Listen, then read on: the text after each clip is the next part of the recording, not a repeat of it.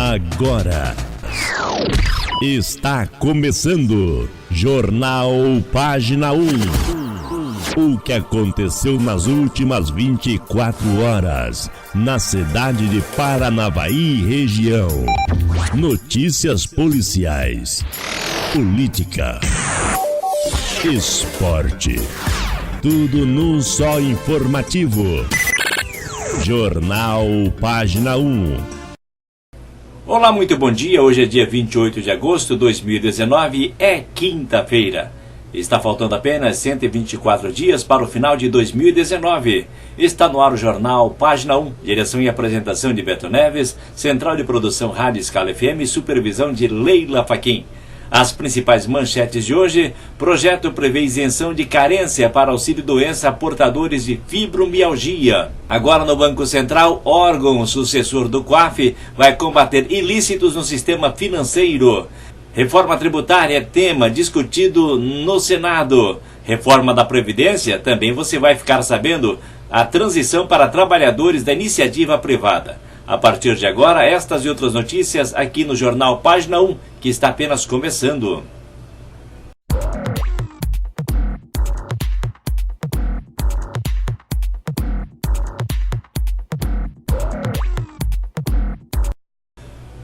Iniciando o Jornal Página 1 desta quinta-feira, vamos para o tempo e a temperatura para todo o Brasil.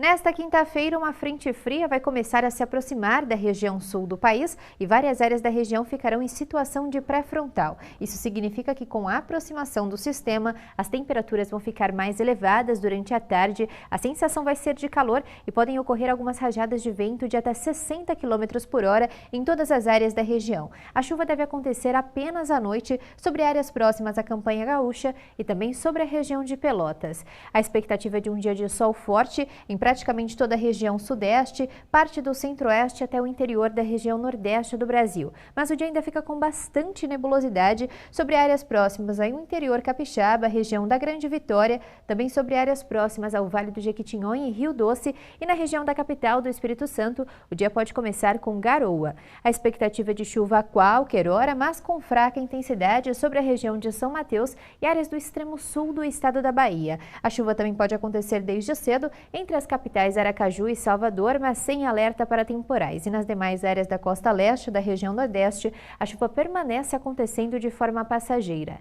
Algumas pancadas de chuva devem acontecer de forma extremamente isoladas a partir da tarde em várias áreas do estado de Mato Grosso e em grande parte da região norte do país. Já não há expectativa de chuva sobre a região de São Luís e o dia vai ser de tempo seco e firme sobre a região de Manaus, capital do estado do Amazonas. O que chama atenção nesta quinta-feira são os baixos níveis de umidade em várias áreas do país. Nas áreas em amarelo, inclusive sobre a região da Grande São Paulo, os níveis de umidade podem ficar abaixo dos 30% nas horas mais quentes do dia. Mas a situação é mais crítica sobre áreas do interior do estado de Mato Grosso do Sul, a região de Campo Grande, oeste do estado de São Paulo e em parte da região norte e nordeste do país, onde os níveis podem ficar abaixo dos 20% nas horas mais quentes do dia. A mínima prevista em São Paulo nesta quinta é de 12 graus, 15 graus em Belo Horizonte e 22 graus em Salvador, e a temperatura máxima vai chegar aos 38 graus em Cuiabá, 28 graus em Belo Horizonte e 26 graus em São Paulo.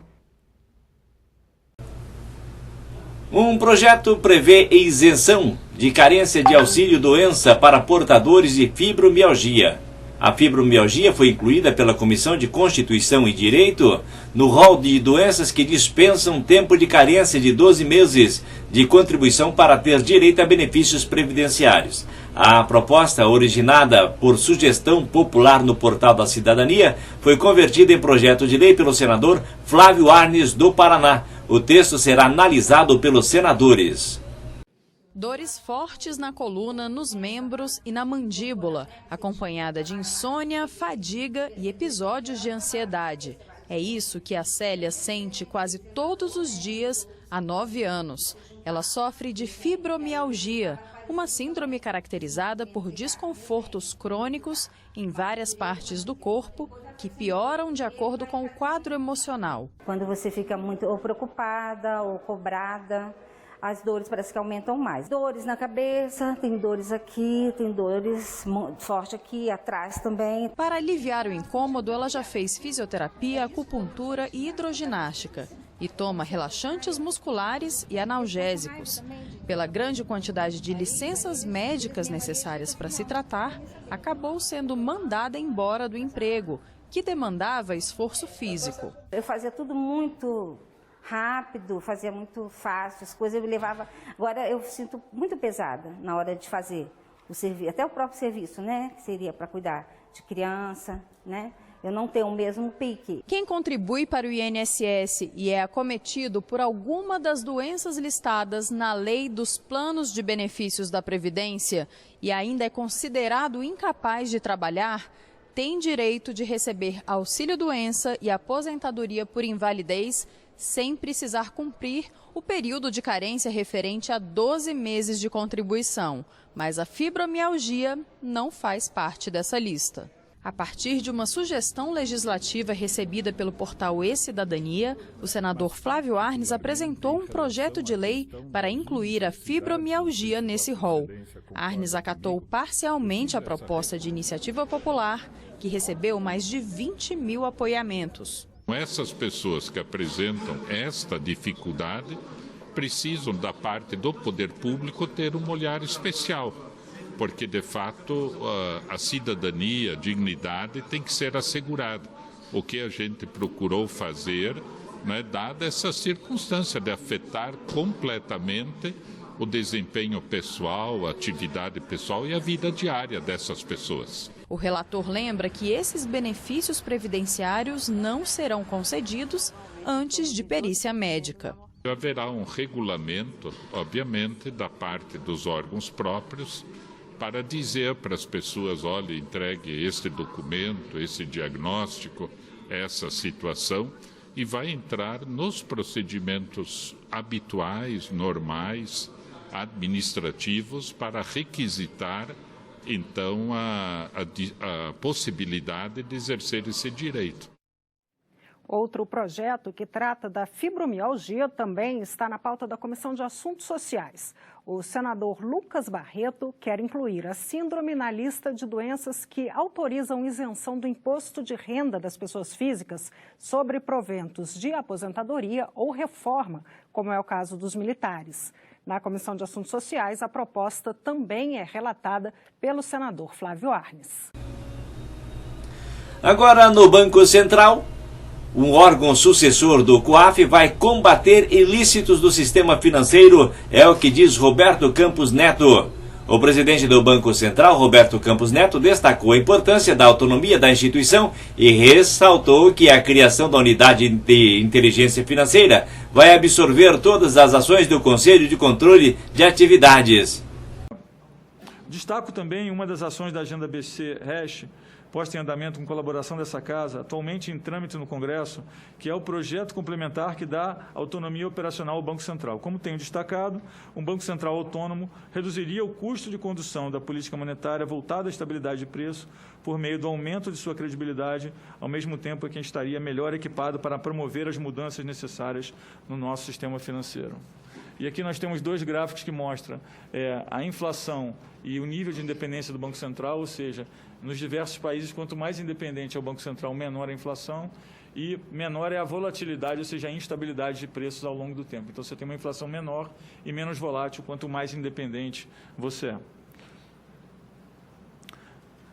Em relação a esse último aspecto, a recente instituição da Unidade de Inteligência Financeira, o IFE, administrativamente vinculada ao Banco Central, exemplifica essas mudanças. Vejo na integração da UIF ao Banco Central do Brasil, neste momento que precede a autonomia de jure do banco, um importante passo para a implementação de uma estrutura autônoma que permitirá a continuidade e aprimoramento do bom trabalho desempenhado pelo COAF. E estou seguro que, nos termos do projeto de lei complementar 112, de iniciativa do Poder Executivo, com as alterações que o Congresso venha promover, irão garantir os necessários mecanismos de blindagem técnica e operacional ao IFE e autonomia ao Banco Central, dando uma segurança ainda maior ante eventuais pressões de poderes políticos ou econômicos.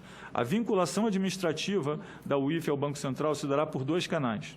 Primeiramente, pela nomeação dos membros do Conselho Deliberativo, tanto o presidente da UIF como seus conselheiros, e pelo presidente do Banco Central, e também pelas atribuições da diretoria colegiada do Banco Central, de aprovar o regimento interno da UIF, delimitando suas competências e atribuições, e de regular o processo administrativo sancionador no âmbito da UIF.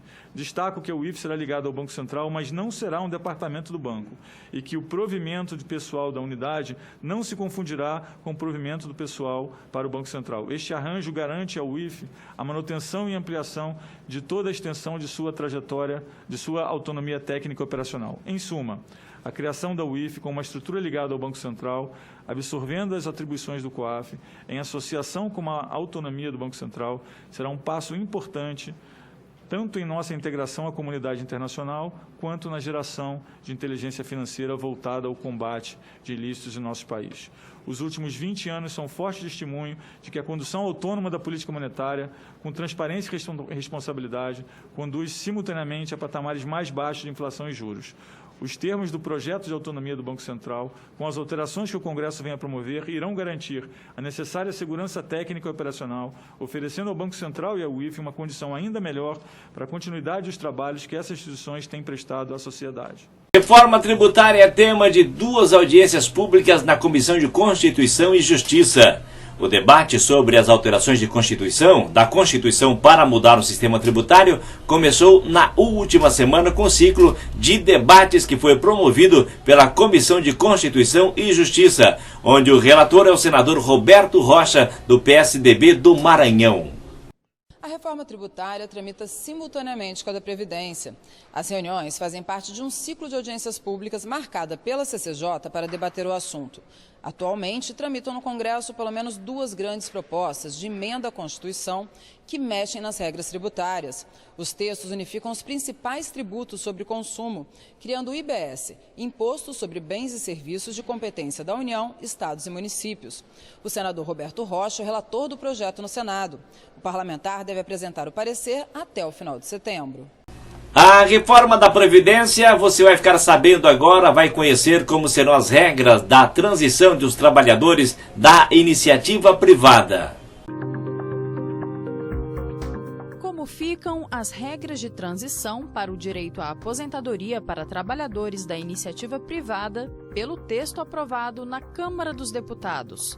Quem já está no mercado de trabalho pode optar pelas regras de transição para aposentadoria, caso seja mais vantajoso. As regras são as seguintes. Pelo sistema de pontos, o trabalhador deve somar a sua idade com o tempo de contribuição. O resultado tem que ser de pelo menos 86 para mulheres e 96 para homens, de acordo com o tempo mínimo de contribuição, que para elas é de 30 anos e para eles de 35. A cada ano aumenta-se 1 ponto, chegando a 100 para as mulheres e a 105 para os homens. Pelo tempo de contribuição mais idade mínima, as mulheres devem ter pelo menos 56 anos de idade e 30 anos de contribuição. A idade mínima para os homens é de 61 anos e o tempo de contribuição exigido de 35. Por essa regra, a cada ano devem ser acrescentados 6 meses na idade, até 62 anos para as mulheres e 65 para os homens. Em 12 anos, acaba a transição no caso das mulheres e em 8, no caso dos homens. Mas quem está há 2 anos ou menos de cumprir o tempo mínimo de contribuição poderá se aposentar sem cumprir idade mínima, só que deverá pagar um pedágio de 50% do tempo de trabalho que falta. A proposta estabelece também uma regra só da idade mínima, que para os homens continua a mesma de hoje, 65 anos, e para as mulheres será de 60. A partir de 2020, a idade mínima de aposentadoria da mulher será acrescida de 6 meses a cada ano, até chegar a 62 anos. O tempo mínimo de contribuição exigido, nesses casos, será de 15 anos para ambos os sexos. Uma outra possibilidade prevê idade de 57 anos para mulheres e de 60 anos para homens, mas é necessário cumprir um pedágio correspondente ao que faltaria para atingir o tempo mínimo de contribuição, que é de 30 e 35 anos, respectivamente. A Comissão Mista de Mudanças Climáticas foi instalada ontem, quarta-feira, e vai ser composta por 11 senadores e 11 deputados, além de 11 suplentes.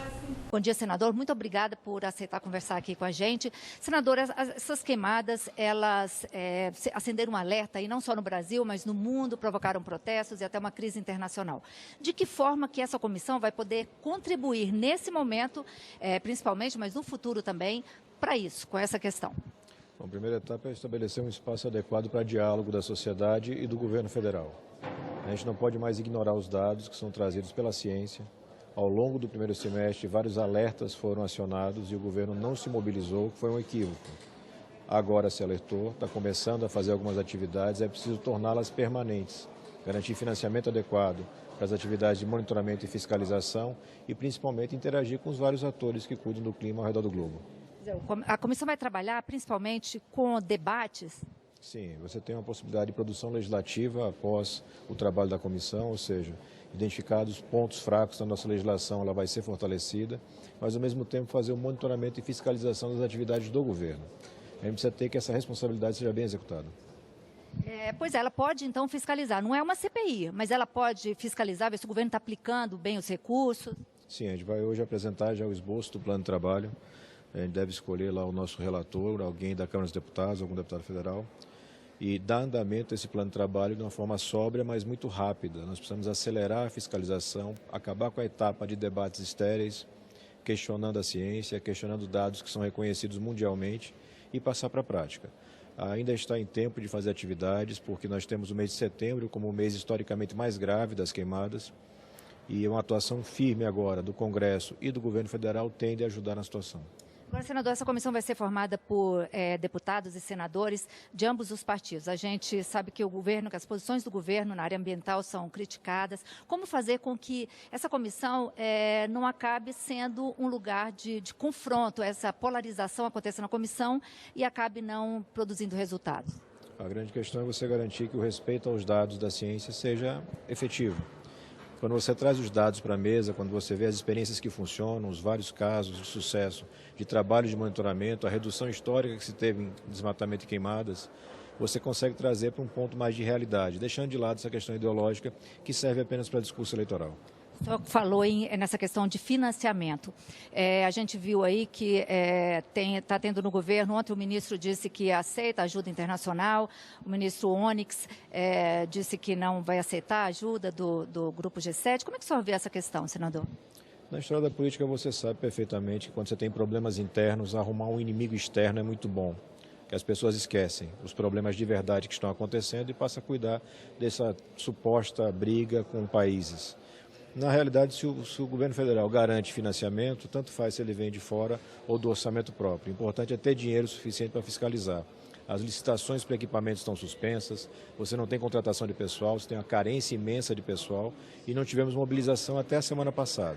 Se o governo disse que vai conseguir fazer, parabéns, não precisamos de recurso externo. Se não tem recursos, precisamos sim e tem que ter humildade de aceitar. Uma outra questão, senador, o Dia do Fogo no Pará, foi uma ação organizada para provocar incêndios. Isso também pode fazer parte do debate na comissão? Sim, são dados concretos que têm que ser trazidos. A informação que a gente tem é que a Polícia Federal vem fazendo já uma investigação, a Polícia Civil do Pará também, já com pessoas identificadas e aparentemente você teve sim uma ação orquestrada de cunho político para ter mais queimadas e criar esse debate todo. É importante ter os dados, para que o cidadão possa ser bem informado. Agora, a realidade, todas as medições apontam um aumento expressivo no volume de queimadas e isso precisa ser combatido. Isso é combatido com a ação do governo federal. Nós vamos dando a nossa primeira parada aqui no Jornal Página 1. Em instantes estamos de volta.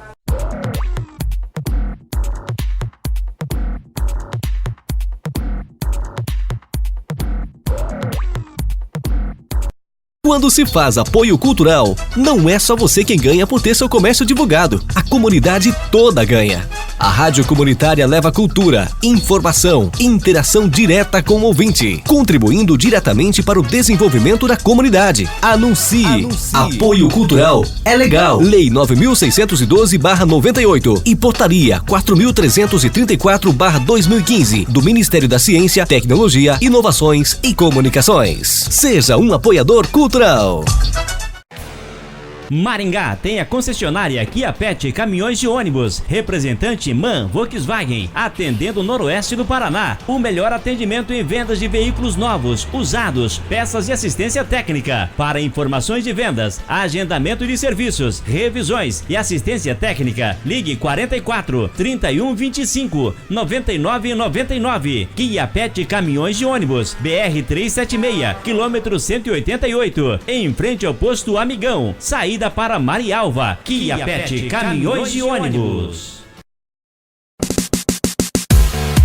Fique linda em todas as estações do ano. O Espaço Lucilene Signorini conta com profissionais especializados e produtos de qualidade. Corte, escova, tintura, hidratação, progressiva, definitiva, maquiagem e manicure e pedicure. Espaço Lucilene Signorini, Rua José de Matos Filho 620, Sala 3, Jardim Nossa Senhora de Fátima. Fone 99968-1350, esquina da Rodoviária Nova, Paranavaí, Paraná. Melhor atendimento da região, melhores marcas, melhores preços, Perfumaria. Na Farmácia Operária você encontra todos os medicamentos que você precisa. Amplo estoque em perfumaria e higiene, sempre com os menores preços da cidade. Atendimento farmacêutico de qualidade. Na Farmácia Operária, sempre você tem descontos e promoções e a atenção que a sua saúde merece. Na Martin Luther King 2976, uma quadra do Trevo da Vila Operária. Telefone 3045 4855. Farmácia Operária. Tudo para o seu bem-estar. Venha se conectar aqui. A internet via rádio que você precisa. Fornet Telecom, a sua internet banda larga. Fornet com sinal incomparável. Telefone 3423-1166 ou acesse agora mesmo www.fornet.com.br. Fornet, a sua banda larga para Paranavaí região. Sua internet via rádio. Agora o Guerreiro Motos está em novo endereço e com profissionais para dar assistência em todas as marcas de motocicletas, com garantia e rapidez e com grande variedade de peças e acessórios. O Guerreiro Motos busca a sua moto e traz para a oficina para você não perder o seu tempo. Guerreiro Motos, na Heitor Furtado 2135, fone 3424-7677, 99828-3330 e 99856-1113, em Paranavaí. Ter uma casinha branca de varanda. Está difícil pagar aluguel? Fale com o corretor de imóveis de confiança com registro há mais de 8 anos. Casas financiadas pela Caixa Econômica nos melhores bairros da cidade de Paranavaí, a partir de R$100 mil. Ney Jardim, telefone 44 999 57 1303 ou no escritório, na Rua Tiradentes, 1110, no Jardim São Jorge, próximo do Colégio Neuza Braga. Ney Jardim, o corretor de imóveis de confiança. RV Authentic Uniformes, uniformes empresariais, universitário e camisetaria, camisetas Gola Polo, tradicional e eventos. Peça seu orçamento e nós vamos até você, ou pelo telefone 44 999 18 0179 ou em nossa fábrica na Rua Luciano Martins de Andrade 246, no Jardim São Jorge. RV Authentic, autenticidade em uniformes.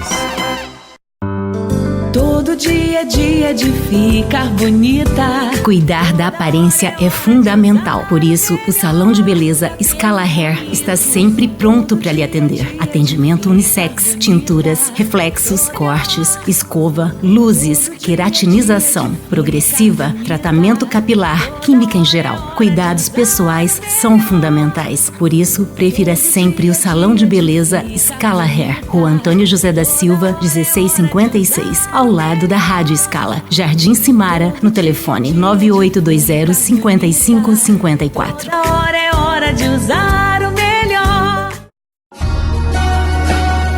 Esse Esse recado é pra você, mulher. Tati Modas deixa você mais bela. Aqui você encontra vestidos, saias, blusas, cintos e uma infinita moda evangélica. Rua Janete Claire, 480. Nas Populares do Jardim São Jorge. Telefone 99704-5829. Tati Modas. Você quer se aposentar? Fale com Walter Prev, assessoria previdenciária. Isto é para quem pretende planejar antecipadamente sua futura aposentadoria. O assessor previdenciário simula cenários de acordo com informações do cliente, para que ele possa decidir quando é o melhor momento para se aposentar. Agora temos um escritório especializado, com o amplo conhecimento adquirido pelo ex-servidor Walter dos Reis, que atuou por mais de 35 anos na área. Agende uma consulta pelo e-mail walterprev2019@gmail.com ou fale conosco pelo WhatsApp 44 998 13 4656 ou pessoalmente na Rua Souza Naves 2298A, a 100 metros do INSS, em frente à Ribeiro Informática em Paranavaí. Walter Prev, cuidando do seu futuro. Na Vidraçaria Aliança você encontra vidros, espelhos, box para banheiro em acrílico e temperados. Faça-nos uma visita e solicite um orçamento sem compromisso. Vidraçaria Aliança, sob a direção de Juscelino Gonçalves. Na Avenida Martin Luther King, número 7, na Vila Operária. Telefone 3423-0693. Vidraçaria Aliança. Numa manhã de domingo, nasceu a maior alegria da minha vida. Como pode um choro ser o melhor som do mundo? Mas logo esse choro de vida se transformou em choro de preocupação, porque meu pequeno Lorenzo nasceu antes da hora, prematuro, e teve que ir para a incubadora. Ver ele ali, tão pequeno e frágil, foi muito difícil. Até que uma ajuda começou a mudar tudo. Para nós, aquele gesto se transformou em alívio e alegria por ajudar a salvar a vida do Lorenzo. Por isso, se você pode doar, procure um banco de leite humano. Faça sua doação e incentive outras mulheres a também doarem. Qualquer quantidade pode fazer toda a diferença. Doe leite materno. Alimente a vida. Ministério da Saúde, Governo Federal, Pátria Amada Brasil.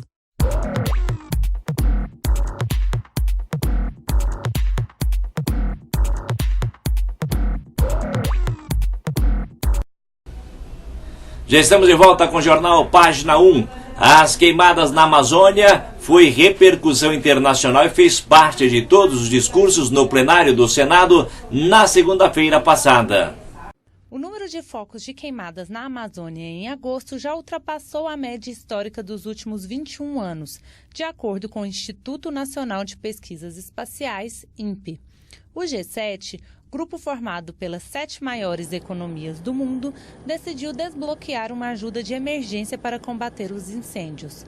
O assunto repercutiu nesta segunda-feira no plenário do Senado. O mundo chora porque a Amazônia está sangrando. Quando a Amazônia sangra, todos terão ali na frente que, infelizmente, ver que o ataque à Amazônia, seja de onde vier, significa um ataque à vida. Para evitar danos maiores ao Brasil, acredito que não é preciso muito. Basta uma correção de rumo do governo federal em relação ao que ele divulga, ao que faz e ao que deixa de realizar em termos de política ambiental. Errar é humano. E reconhecer falhas não diminui ninguém. Nós estamos cada vez mais erguidos, minha gente. O mundo tem a verdadeira cobiça pela Amazônia e pelo Brasil. E esse governo, com coragem, com determinação, não vai se curvar a essas pressões internacionais. E pior do que isso, porque faz parte do jogo amar os brasileiros, vergonhosos brasileiros, que na verdade a sociedade tem que abominar. Uma reflexão a respeito da nossa soberania, do necessário desenvolvimento para toda a região amazônica, da necessidade de nós nos atermos às informações verídicas, sem jamais nos esquecermos de nosso bem ambiental e do devido combate à criminalidade nessa área. Defender a Amazônia não é afrontar a soberania. Todas as nações do mundo devem defender a preservação da Amazônia. Todos os habitantes do mundo devem desejar a preservação da Amazônia, sem que isso signifique afronta à nossa soberania. E nesta terça-feira vai ser instalada a Comissão Mista de Mudanças Climáticas com o objetivo de centralizar a discussão sobre as queimadas na Amazônia. A presidência deve ficar com o senador Alessandro Vieira e a relatoria com algum deputado.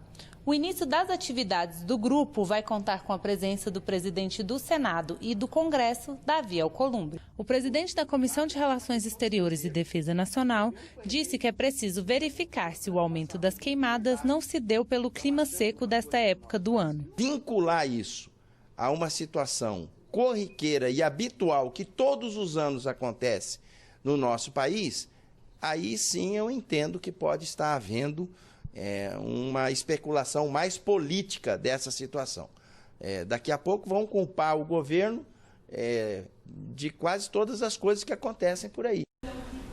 Pacto Federativo está na pauta do Senado nesta semana, enquanto o ministro da Economia, Paulo Guedes, anuncia que vai integrar o Senado uma proposta de novo Pacto Federativo. O Senado se prepara para votar uma matéria importante para aumentar os recursos de estados e municípios. O ministro da Economia, Paulo Guedes, prometeu para esta semana a entrega da proposta do governo do Pacto Federativo. Mas o presidente do Senado, Davi Alcolumbre, anunciou para quarta-feira a votação de um dos projetos do pacto que já tramitam aqui no Congresso Nacional. A chamada sessão onerosa, que está na Comissão de Constituição e Justiça, vai autorizar a União a compartilhar com estados e municípios os royalties do pré-sal. Já nesta terça-feira, está prevista a instalação da Comissão Mista de Mudanças Climáticas, que vai discutir a onda de incêndios na Amazônia. E os senadores poderão votar também em pedidos de auditoria do Tribunal de Contas da União na concessão de empréstimos da Caixa Econômica Federal para estados do Nordeste e no passivo de desonerações tributárias que não têm data para serem encerradas. A senadora Cátia Abreu quer saber o retorno para a sociedade da isenção de alguns impostos para determinados setores da economia. E também estão na pauta 3 mudanças na Constituição, incluindo a que pode acabar com decisões monocráticas de ministros do Supremo Tribunal Federal relacionadas à concessão de liminar para suspender os efeitos de leis ou de decretos presidenciais. Senadores irão debater e propor soluções para o sistema penitenciário brasileiro. O Senado analisa formas de melhoria no sistema prisional para evitar novos massacres, como o que ocorreu em Altamira, no Pará, em julho deste ano. Além de analisar propostas legislativas, os senadores criaram uma subcomissão que é ligada à Comissão de Direitos Humanos, que vai debater a crise no sistema penitenciário. O massacre que deixou 58 mortos foi resultado de um confronto entre facções criminosas dentro do Centro de Recuperação Regional de Altamira. Um relatório feito por autoridades judiciárias do estado antes do massacre já tinha alertado para a superlotação no presídio de Altamira, que estava com quase 350 presos, mais do que o dobro da capacidade. Em maio deste ano, uma rebelião parecida deixou 55 mortos no presídio de Manaus. Os 2 massacres chamaram a atenção mais uma vez para a situação do sistema penitenciário brasileiro. O Brasil tem a 3ª maior população carcerária do mundo. Já são mais de 800 mil presos, número menor apenas do que os da China e dos Estados Unidos. 41,5% são provisórios. E como chegamos a essa situação? Este pesquisador do Laboratório de Políticas Penais da UNB cita, entre outros motivos, a Lei de Drogas, aprovada em 2006. Segundo ele, hoje, cerca de 60% da população carcerária responde por crimes como roubo, furto e tráfico de drogas. A lei de drogas é um elemento importante porque ela não faz uma distinção muito clara entre o que é o traficante e o usuário, né? Ou seja, não há um quantum determinado pela própria legislação de droga que alguém pode, né, enfim, eventualmente estar portando, levando consigo, que defina, que distinga o que é o traficante do usuário. Ele aponta também o endurecimento da legislação penal. Nos últimos 20 anos, a legislação penal brasileira multiplicou o número de tipos penais ou endureceu os tipos existentes de forma impressionante. Se criou uma cultura de populismo penal, de um medo, né, sobre a sociedade, que me impressiona muito, que chama muita atenção. Esse é também um dos principais pontos citados por críticos do pacote anticrime do ministro Sérgio Moro. Em audiência pública na Comissão de Constituição e Justiça, especialistas alertaram que o endurecimento das regras previstas no pacote vai piorar a situação. Se metade desse projeto for aprovado, tem tudo para que nós consigamos, em 5 anos, ter uma população carcerária de pelo menos 1 milhão de pessoas. A Comissão de Constituição e Justiça debate pelo menos 2 projetos que tratam da situação nos presídios brasileiros. Um deles, da senadora Simone Tebet, permite que juízes multem os estabelecimentos penais em más condições. Outro, do senador Lazier Martins, concede redução de pena para presidiários que tenham bom comportamento e estejam cumprindo pena nesses locais. Em 2017, o STF definiu que o Estado deve indenizar presos em condições degradantes. Em vez de indenização pecuniária, se conceda a diminuição da pena naqueles presos que estão em situação ruim, degradante, maus presídios. Qual seria essa alternativa? Reduzir em 1 dia de prisão a cada 7 dias cumpridos. E a Comissão de Direitos Humanos criou uma subcomissão para debater a crise no sistema penitenciário brasileiro. Um grupo de senadores terá até fevereiro do ano que vem para avaliar os presídios e apresentar sugestões para melhorar a situação. Não é uma comissão somente que vai decidir, mas pode suscitar o debate envolvendo todos os poderes, ou seja, o executivo, o legislativo, o judiciário e a própria iniciativa privada. Montaremos sim essa subcomissão, vou viajar pelo Brasil para que a gente consiga levar esses bons exemplos e de uma forma ou de outra, nós estamos trabalhando para melhorar o sistema prisional, para que essas pessoas consigam ser socializadas, não é nem ressocializadas, porque muitos nunca foram socializadas. Provas do vestibular indígena serão aplicadas em 6 cidades do Paraná. As universidades estaduais do Paraná irão promover nos dias 17 e 18 de novembro a 19ª edição do Vestibular dos Povos Indígenas do Paraná. A novidade é que desta vez ele será realizado nas cidades de Manoel Ribas, Nova Laranjeiras, Mangueirinha, Chopizinho, Londrina e Curitiba, cidades conhecidas como presença indígena, como os caigangues. O Robson é estudante de jornalismo. Ele, que é da etnia Baré, passou na UFPR em 2017. Saiu de São Gabriel da Cachoeira, no interior do Amazonas, e veio para Curitiba fazer a faculdade. Na UFPR existe o NUEI, que é o Núcleo dos Estudantes Indígenas, e o projeto AMEI, que é o Projeto de Acolhimento e Monitoria de Estudantes Indígenas.